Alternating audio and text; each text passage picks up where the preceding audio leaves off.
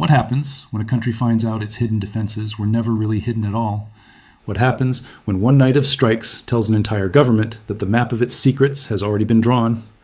Before we go any further, if stories like this keep you thinking long after the video ends, hit that like button, tap subscribe, and send this to the one friend who always wants the full picture, not just the headline.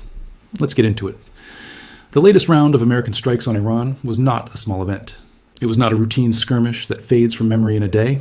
According to the reports that emerged, several Iranian coastal sites were hit in a tight window of time. Drone and missile storage locations were reportedly targeted. Radar stations were reportedly knocked offline. And when you put those pieces together, a bigger picture starts to form. This was not just about damage. It was about what the damage revealed. For years, Iran built its defense strategy around a simple idea. Spread your weapons out, hide them in different places, bury the important parts underground, surround your coast with radar and air defense so that no single strike can take everything at once. On paper, that plan makes sense. If your enemy cannot see everything, they cannot destroy everything in one move. Uncertainty becomes a kind of shield, but there is a hard lesson buried inside modern warfare, and it is this. Spreading things out only works if the other side truly cannot find them. Hiding something underground only works if nobody has already mapped where you dug. And if reports about these strikes are accurate, that shield may have cracked in a single night. If multiple hardened and hidden sites were hit almost together, that tells us something important. It tells us the United States did not need to guess where those targets were. It already knew. And once an opponent already knows your locations, dispersal stops being protection. It becomes a list of places that can be checked off one after another. That is a frightening realization for any military planner, because once you believe your hidden network has been seen, everything feels riskier. Moving supplies feels riskier. Turning on a radar feels riskier. Even staying still can feel dangerous, because standing still just means waiting to be found again. Let's rewind for a moment and ask a simple question. Why does this kind of conflict keep escalating when both sides clearly understand how dangerous it has become? Why keep pushing toward a line that everyone can see? The answer usually comes down to one word: leverage. This entire standoff connects to one of the most important stretches of water on the planet, the Strait of Hormuz. A huge share of the world's oil and gas passes through that narrow passage every single day. When tension rises near it, the whole world feels it, from fuel prices to shipping insurance, to how confident traders feel about the months ahead. That is why attacks or threats near shipping lanes matter so much, even when they seem smaller than a missile strike on land. A single incident involving a commercial vessel is not just a local event. It becomes a signal to insurance companies, to ship owners, and to governments everywhere that the waters are not fully safe. And once that fear spreads, it does not need a sunken ship to cause damage. Shipping costs rise, routes shift, delays pile up. Fear alone can shape decisions long before another shot is fired. This is the part many people overlook. A country can be losing badly on the battlefield and still hold real power at sea, simply because fear travels faster than facts. Insurance companies do not wait for certainty. They price risk the moment it appears. A tanker captain does not need proof that a route is dangerous. A rumor is often enough to change his course. So when American forces strike Iranian coastal targets, the immediate military goal is easy to understand. Reduce the threat, damage the network, show strength, warn against future action. All of that makes sense on the surface. But there is a harder question hiding underneath.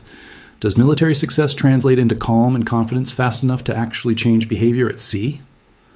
That part is much slower because trust does not rebuild as quickly as it collapses. Shipping companies do not reroute their entire operation because one night looked impressive on the news. They wait, they watch, they ask whether retaliation follows. They check whether the danger has actually been removed or just temporarily reduced. That gap between a successful strike and a company actually feeling safe again can stretch on for weeks. And that gap is exactly where a crisis like this can stay alive, even when one side looks completely dominant in terms of firepower. Military planners count destroyed targets. Markets count uncertainty. Those are two very different measurements, and they do not move at the same speed. In simple terms, a country can win the fight in the sky while still trying to win the argument in the shipping world. That may not sound as dramatic as an explosion, but it might be the real engine driving this entire situation. If shipping companies still avoid certain routes, if insurance costs stay high, if global buyers still feel nervous, then the pressure campaign is still working in some form, even while the physical equipment behind it is being destroyed. That is why one strong night of strikes does not end this conflict. It resets it. What happens in the days that follow matters just as much as the strikes themselves. Do shipping routes return to normal? Do tensions cool down? Or does each side dig in even harder? If you are enjoying this breakdown so far, do me a favor and drop a comment telling me what you think matters more in a moment like this. Destroying weapons or restoring confidence? Your answer might shape the next video I make. Let's go a layer deeper into how a strike like this is actually carried out, because the sequence matters as much as the result. In a defended area, an attacking force does not simply fly in and hope for the best. It usually works through a system, step by step. First, it deals with the sensors, the radar and detection systems that would normally give an early warning. Then, it isolates the defenders, so they cannot respond effectively. Only after that does it strike the main targets that matter most. If the reports about these strikes are accurate, that likely means radar sites and air defense systems were among the very first things hit. Not because they were the ultimate goal, but because taking them out first makes everything else far easier to destroy. Picture the impossible choice facing a radar operator in that moment. If the radar stays on, it might reveal its exact location to the attacking side. If it shuts off, it becomes blind and cannot track any incoming threat. Either choice carries serious risk. That kind of impossible decision is common in modern combat, where survival and effectiveness often pull in opposite directions. Once the defensive picture has been disrupted, precision weapons can then focus on the fixed infrastructure, storage sites, communication links, and staging areas. The goal is not chaos everywhere.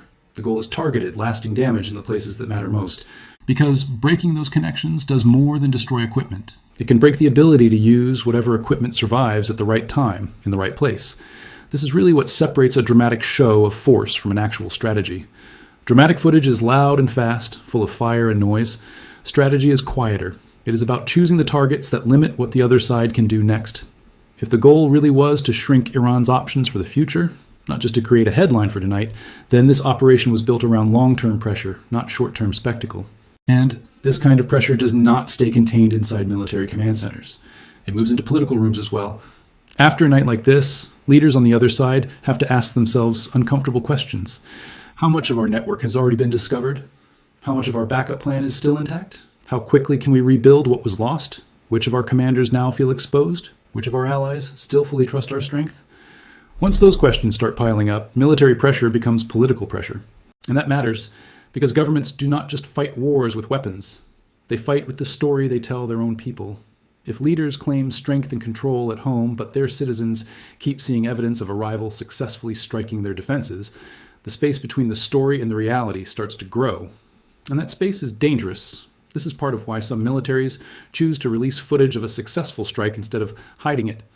It is not just about celebration. It is a message sent to everyone watching, including commanders, allies, markets, and rival governments. It says, "We found the target, we reached the target, and we are confident enough to let the whole world see it happen." That kind of message travels fast, and it shapes how every observer judges who is really in control. There is also something deeply human hidden underneath all of this, something that rarely makes it into the headlines. Once a sense of vulnerability sets in, every future action becomes heavier with anxiety. Moving weapons becomes riskier. Relocating important assets becomes more stressful. People inside the system start to wonder if there is a gap somewhere, a leak, a blind spot they have not found yet. Even before another strike happens, the mental landscape has already shifted. But here's the trap many casual observers fall into. Winning a single exchange is not the same thing as ending a conflict. You can destroy important facilities and still face ongoing harassment. You can dominate the skies and still struggle to fully calm the waters below. You can look completely dominant in one moment and still be stuck inside a longer, unresolved cycle. And that cycle is really what makes this entire situation so unstable. One side works to raise the cost of pressuring global shipping. The other side responds by weakening the tools used to apply that pressure. Then comes retaliation, often through cheaper, harder-to-trace methods like drones or indirect proxy actions. Those tools can survive even while the more visible, fixed infrastructure is being destroyed. That imbalance is part of why a lopsided military exchange does not always produce a clean, simple ending. Now imagine you are a shipping company executive watching all of this unfold from the outside. You see reports of a precise, effective strike. You also see warnings of retaliation, maybe new drone activity, maybe fresh threats against ships passing through the region. What do you actually do? You do not react emotionally. You react based on probability. If the chance of danger still feels too high, you delay your ships, change your route, or accept higher costs. That is how economic pressure can keep functioning even while one side is suffering serious military losses. So yes, a strike like this can be brutal in terms of firepower and effect. But brutal does not automatically mean decisive. Decisive means the other side's entire approach stops working.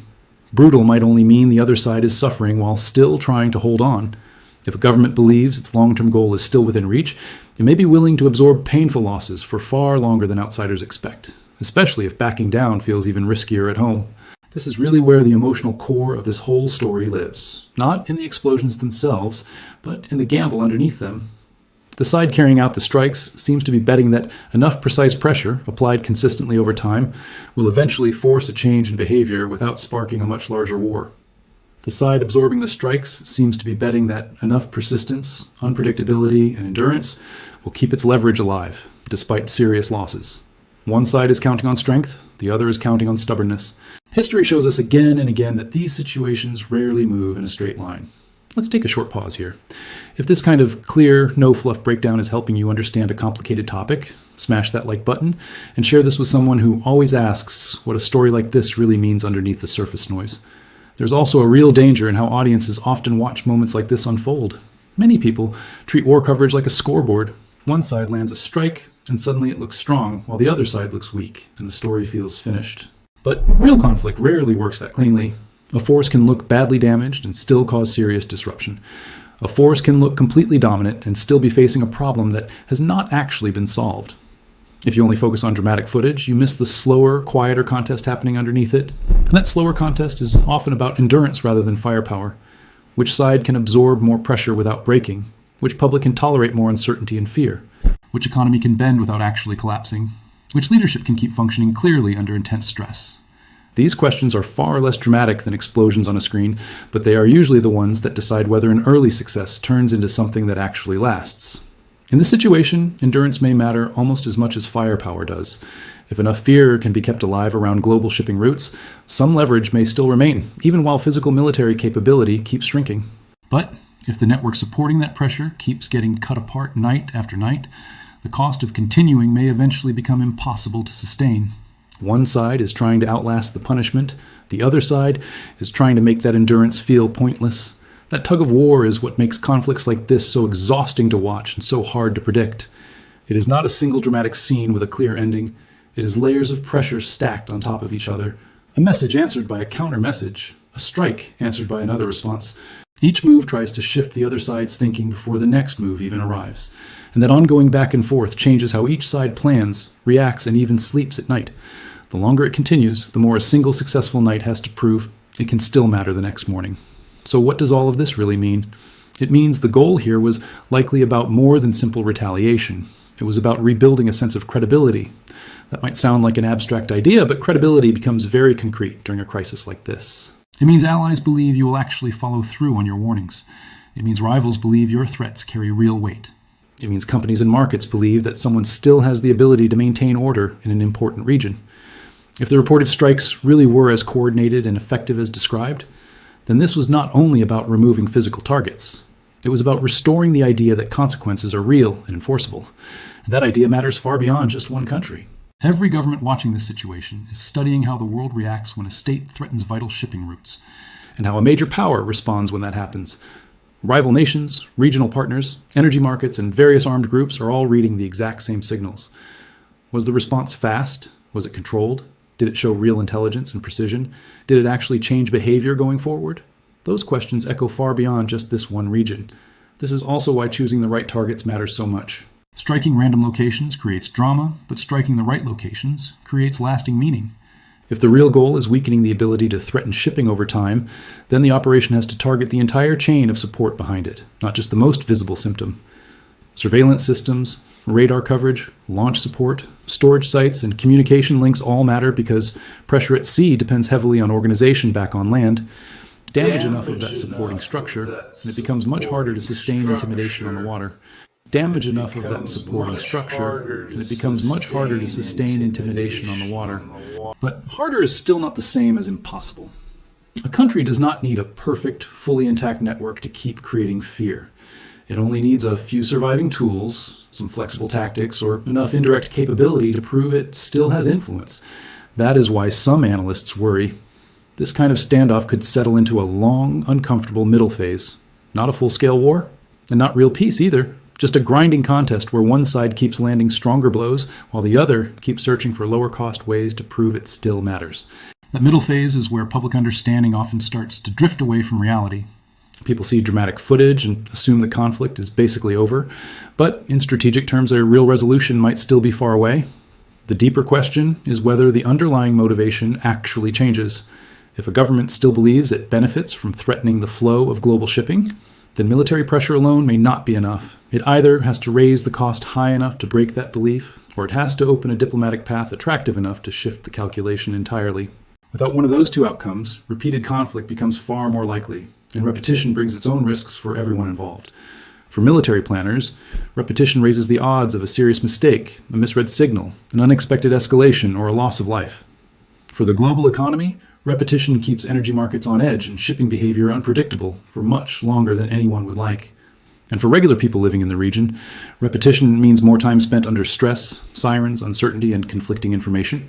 Those are the people who rarely make it into a headline, yet they carry the heaviest emotional cost of all of this. It is easy to forget the human part when coverage focuses only on maps, weapons, and strategy. Behind every radar station, there are real people operating it. Behind every shipping route, there are families whose income depends on stable, predictable trade. Behind every political threat, there are civilians who have no control over how the conflict unfolds, yet still have to live with whatever happens next. And behind every calculated response is the real possibility that the next one might be far less careful, because someone eventually decides that restraint is no longer paying off.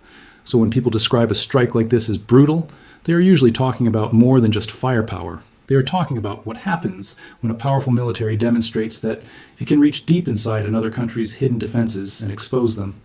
That is brutal in a physical sense, yes, but it is also brutal on a psychological level. It strips away the comfort of not knowing, and strangely enough, not knowing is one of the most valuable protections a weaker side can have. When your opponent is uncertain, you still have room to deter them. When your opponent already knows the truth, your options begin shrinking fast. That might be the single most important lesson from everything we have covered here today.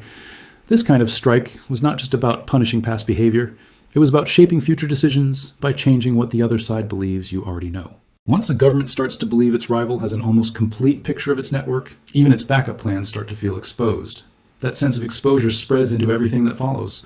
Naturally, the side facing this kind of pressure will likely try to respond in some way. It may lean more heavily on indirect methods. It may try to demonstrate resilience through smaller symbolic actions rather than large direct confrontation. It may choose survival over matching strength for strength. In an uneven standoff like this, the weaker side rarely wins by mirroring the stronger side's moves exactly. If it finds a way through it all, it usually happens through endurance, unpredictability, and persistence in places the stronger side did not expect. And that possibility is exactly why the more powerful side cannot look at a successful strike and assume the entire job is finished. Dominance in one area can quietly create overconfidence if success in the air gets mistaken for a fully completed strategy. The battlefield of missiles and radar is only one part of this much larger contest. The quieter battlefield of insurance rates, shipping decisions, diplomacy, and regional trust moves on a completely different timeline. And that timeline is often much slower to reveal its outcome. So where does that leave us after everything we have walked through together? It leaves us holding two truths side by side. First, if reports are accurate, they expose real and serious weaknesses in Iran's coastal defense. That is a significant and undeniable military signal. Second, even a powerful military signal like this does not automatically settle the larger struggle over shipping pressure and regional influence. That is the frustrating part of modern conflict. The side that looks stronger in the moment can still be facing a much longer campaign because the true objectives at stake were never purely military in the first place. And that brings us right back to the question we opened with. What actually changed in one single night? Maybe not everything, but quite possibly something just as meaningful. The sense of safety inside Iran's coastal defense system may have changed. The confidence among its commanders may have shifted. The regional belief in how quickly and precisely a major power can strike may have changed as well. And once perception inside a conflict begins to shift, real decisions usually start changing too, sometimes slowly over weeks and sometimes all at once after just one more unexpected shock.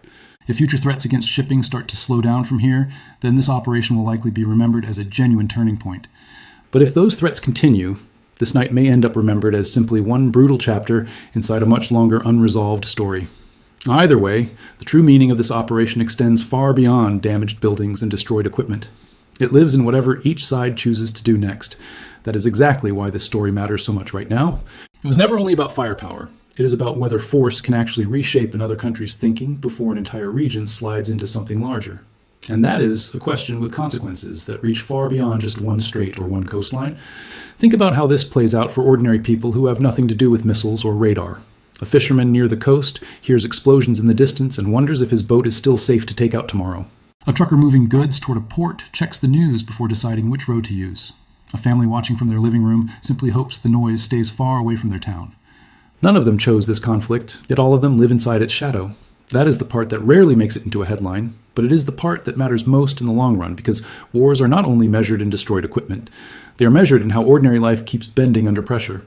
If you want more clear, honest breakdowns like this one, do not just watch and scroll away. Hit subscribe. Share this with someone who genuinely loves understanding world events instead of just reacting to headlines, and leave a comment telling me which global story you want explained next in plain, simple language. Because here is the final thought worth sitting with. The most powerful strikes are not always the ones that destroy the most equipment. Sometimes the real power comes from strikes that destroy something far less visible, the illusion of safety itself. Sometimes a single night is enough to tell an entire government, its military, and an entire region that the hidden map has already been drawn. And once that belief takes hold, every bunker suddenly feels a little shallower, every radar screen feels a little louder, every convoy feels a little more visible. Every decision that follows feels a little heavier than the one before it. That is why this was never just a single raid, or a simple act of retaliation, or another flash of violence in an already tense part of the world. If these reported strikes truly happened the way they have been described, they represent something colder and more calculated, a demonstration of what modern military pressure looks like at its sharpest. Find the hidden network, blind the shield protecting it, break the storage behind it, expose the weakness underneath it all, and leave the other side living with the knowledge that this can happen again, not someday in theory, but whenever the moment is chosen.